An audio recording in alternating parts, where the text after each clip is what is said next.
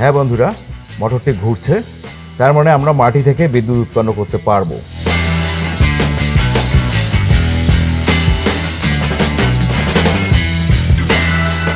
হেই বন্ধুরা, আজ আরও একটি ব্র্যান্ড নিউ ভিডিও নিয়ে তোমাদের সামনে চলে এলাম। আজকের এক্সপেরিমেন্ট হবে কাদামাটি নিয়ে। আমরা এক্সপেরিমেন্ট করে দেখতে চাই কাদামাটিতে কি বিদ্যুৎ উৎপন্ন সম্ভব। কাদামাটিতে কি এমন কোনো এলিমেন্টস আছে যে যার কারণে বিদ্যুৎ তৈরি হতে পারে? এ সকল প্রশ্নের উত্তরই আমরা আজকের এক্সপেরিমেন্টে খোঁজার চেষ্টা করব। তাহলে দেরি না করে চলো এক্সপেরিমেন্টে চলে যাই। ভিডিওটি কিন্তু ইন্টারেস্টিং হতে চলেছে। আমরা এখানে কিছু মাটি নিয়েছি, একটা ওয়ান টাইম গ্লাস নিয়েছি এবং একটা টর্চের ব্যাটারি নিয়েছি, চায়না টর্চের, এবং ব্যাটারি থেকে এই পাত দুটো বের করে নিয়েছি। মোটর সহ ফ্যান আছে, আর কিছু বাল্ব আছে এবং একটি মাল্টিমিটার আছে। এখন এখান থেকে মাটি নিয়ে কিছু মাটি গ্লাসে রাখবো এবং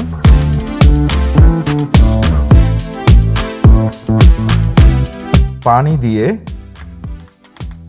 এটাকে পাতলা করে নিব।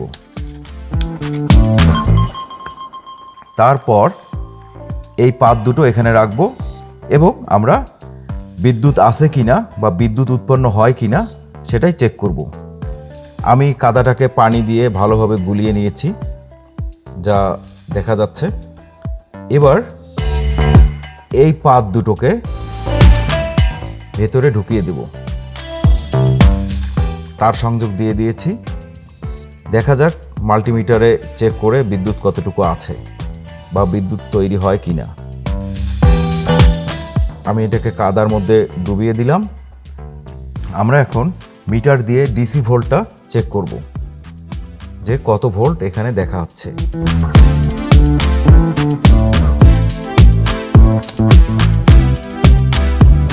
এখানে দেখাচ্ছে 2.12 ভোল্ট, তার মানে প্রায় 2 ভোল্ট এখানে আছে। তো আমরা বাল্বটা চেক করে দেখি বাল্ব জ্বলে কিনা। আমি এখন বাল্বটা চেক করতে যাচ্ছি, দেখি বাল্বটা জ্বলে ওঠে কিনা।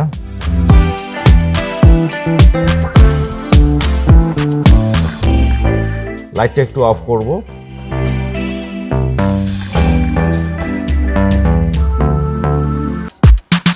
হ্যাঁ, লাইটটা এখন জ্বালাই দেব।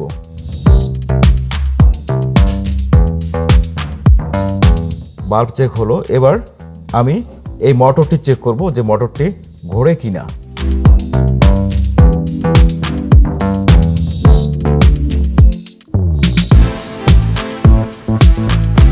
হ্যাঁ বন্ধুরা, মোটরটি ঘুরছে, তার মানে আমরা মাটি থেকে বিদ্যুৎ উৎপন্ন করতে পারবো।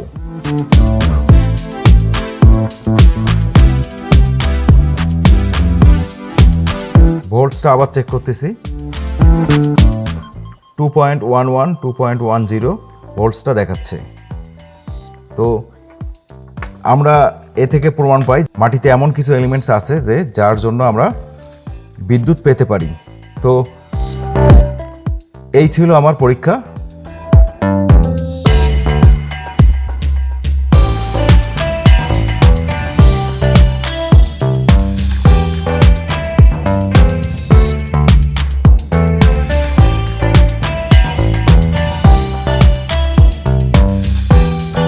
বন্ধুরা, তাহলে কেমন লাগলো আজকের এই কাদামাটি দিয়ে বিদ্যুৎ তৈরি করার এক্সপেরিমেন্টটি?